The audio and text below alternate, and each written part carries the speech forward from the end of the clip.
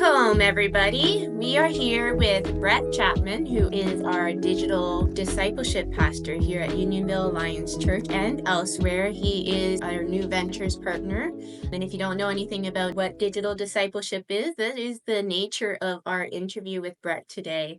And before we dive into that, Bret, I would love to learn more about you. Can you share a bit about your background and your journey into this ministry? Chris, I'm so excited just about deepening and continuing our conversations that we've had. I've always loved technology. I've always kind of seen it as the entry point to whatever's going to happen next in culture and society. Mhm. And so I think that when my youngest son took a full on leap into the gaming and esports world, I began to really cinch down into what could be my impact in this digital context. And so blending this idea of faith and pastoral leadership with innovation, AI, social media, kind of how does this all fit together? I've really felt called to be a bridge between technology and the people of church to then be able to have a meaningful impact and even ministry outside the walls of our Sunday morning or even our regular activities at church. Yeah, and you know what? That's so important because the church is not meant to be contained within its four walls. It's meant to be an outreach. It's meant to be an impact in our community. We're meant to go out and share the gospel with everybody that we encounter, and that includes the digital spaces. And Mhm. the digital spaces are becoming more and more prominent as technology evolves, and not everybody fully understands what it entails. Could you define digital ministry and how does it compare to what we know as Mhm. our traditional ministry? Yeah, I think to be quite honest, I mean, you encapsulated it right at the beginning there in the idea that this is beyond the walls of our church. But I mean, any mission that the church chooses to engage in should go beyond the walls of our church.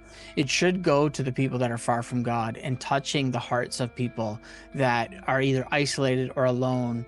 And I think that everything was accelerated through the pandemic. Everything shifted and changed so dramatically when, here in Canada, we went through 8 different shutdowns where we were literally locked out of society and culture and life. And that then pushed and forced a lot of us to figure out how are we going to maintain relationships and how are we going to maintain community and connectivity. So Mhm. when I then kind of watched this experience kind of unfold, what I see today is this natural extension of what maybe what the enemy meant for harm, God is turning it around to be something that can be very, very good. And I think that the expression of digital ministry is how are we going to go differently into a space that people are truly far from God and in many ways have already made a decision about God that is they're just not going to want anything to do with God.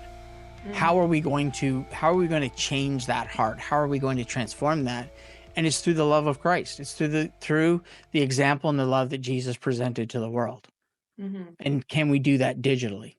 Right, right. And part of it is finding or going to where the people are at and people are on social media and people are Mhm. on their gaming platforms and on Facebook, and that's where they are. And sadly, we spend the majority of our time on those spaces. So Mhm. I love what you said is how can we share the gospel? How can we share the love of Christ with those individuals digitally? How can we do that? Well, thank you, Bret. Thank you for sharing that. We're going to take a little bit of a break and then we'll be right back with part two.